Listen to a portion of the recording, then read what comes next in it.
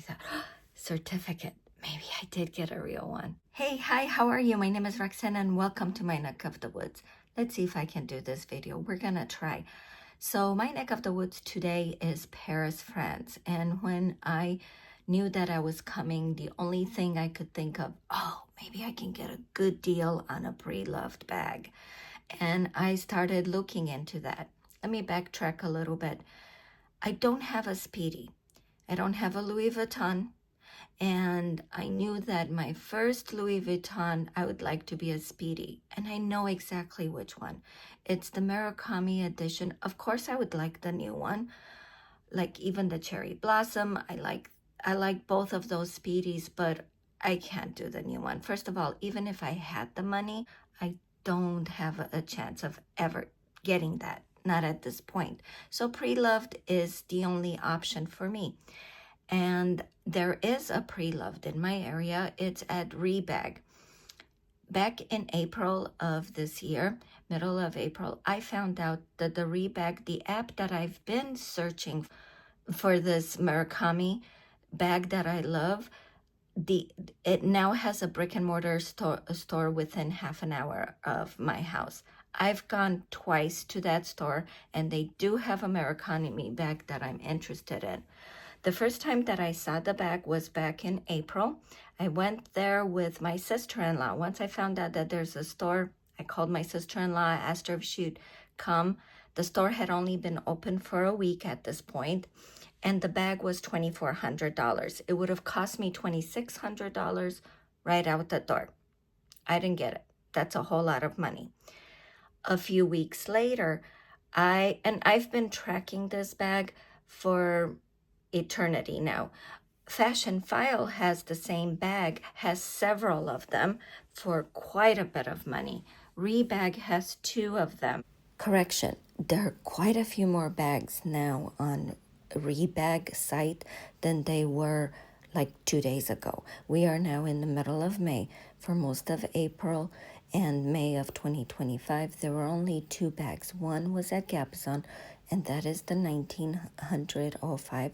That's the one I've been looking at. And they had another one that was $2,200. But when I checked to see if the $1,900 was still for sale, I noticed that they added 2-3 more bags, and they're definitely well over the $1,900. They're more like $2,500, $2,600, even $2,800.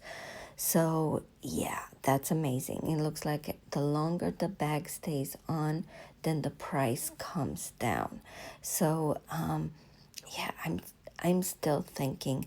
I don't think I have the money right now to pay $1,900 for a bag, but maybe the prices will keep coming down. Now, I'm so shy about filming inside stores, especially small stores. So I don't have footage of that. I just have a little bit of footage from the outside, which I think you already seen it. I do want the black one because I like the way the colors stand against black. I mean, look at my thumbnails. I have black in the background. I like that contrast. So I didn't want to get the white. They did have a white one at the Gabazon store, but that sold within 2-3 weeks. I didn't buy the bag for $1,900 because I thought, I'm going to Paris. Maybe I will get lucky. Maybe I will find a Murakami for much cheaper because, you know, it's Paris. Well, one of the days that we were here, we went to Brocante. I think I'm saying it right, which is a flea market. It's out in the streets of Paris, and people just bring out their stuff if they want to sell it. But there's also resellers there, definitely, wherever they get their stuff.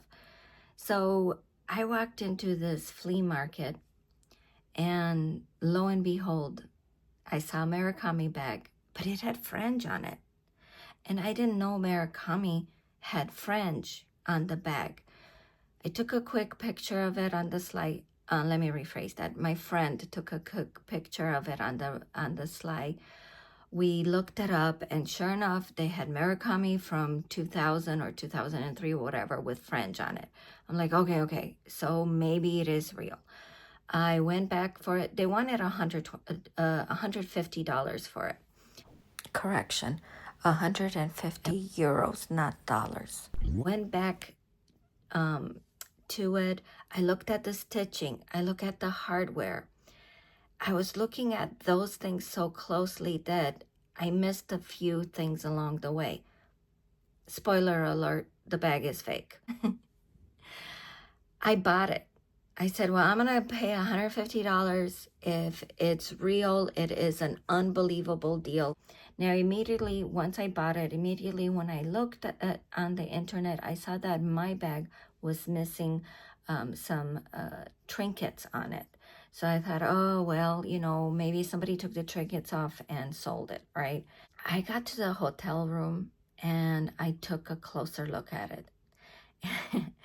And as soon as I took a closer, let me backtrack. I actually noticed that the bag that I was looking at on the internet, the inside was gold, and then mine was gray. So that was a hint that in my mind, I'm like, did I get a real bag? Once I got back to the hotel room, I looked at it more closely. And immediately I saw that the bags on the internet, it had a pocket on the side. Mine did not. I'm like, ugh, another red flag. And then what else I saw? I noticed that the fringe looked very different. Mine was, let me show you. It is pretty lame, right? On the real bag, it's a lot better. Like I said, the stitching and the hardware looked legit, you know. I looked over here on this stamp and that looked pretty real. The other thing that I looked at was inside the number. That looked pretty real. So, you know, you get super excited and you think you get lucky. Now, a few weeks ago, I downloaded this app that will tell you if things are real or not. So I'm like, well, let me pay 20 bucks and find out if this bag is real or not. And it asks you to take specific pictures. One of the pictures is they want the inside tag or the inside logo label.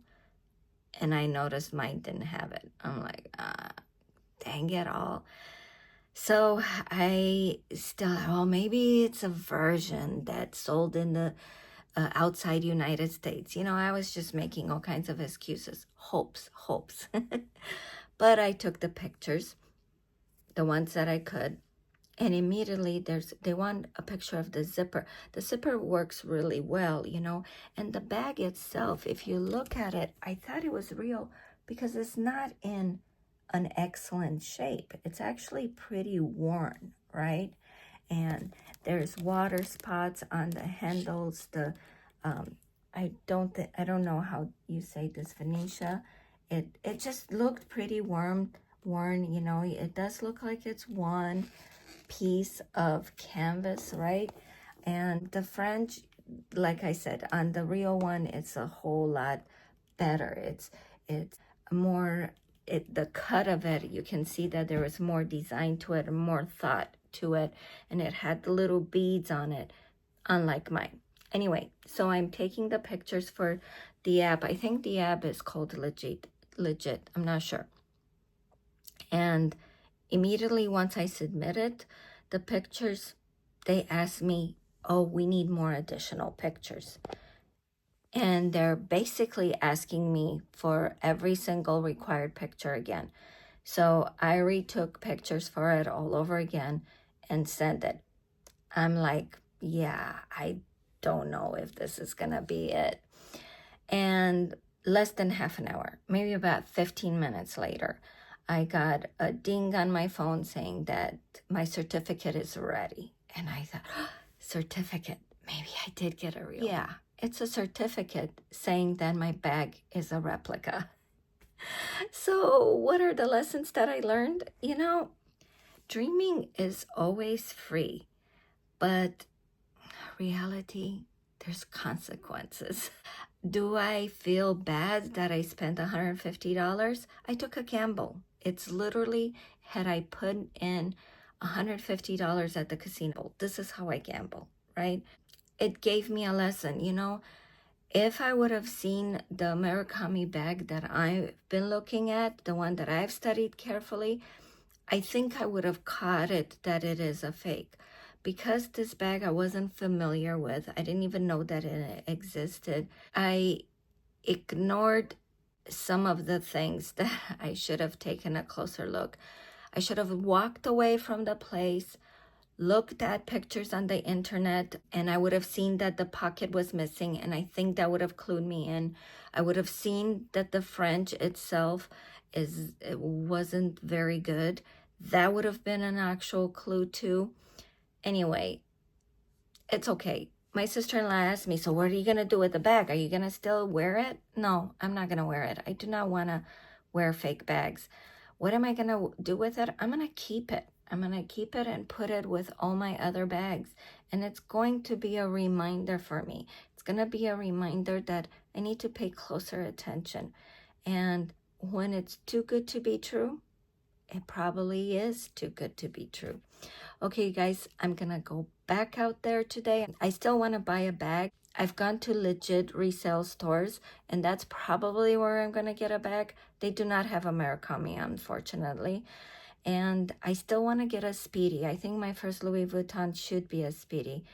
I would love to get a new one, but really that's out of the picture. I mean, if I pay for a new one, it will cost me double how much I paid for this trip, and yeah, that's just too much money for me. Okay, you guys, if you like my vibe, please subscribe. Thank you so much for watching, and you have a good day. Bye.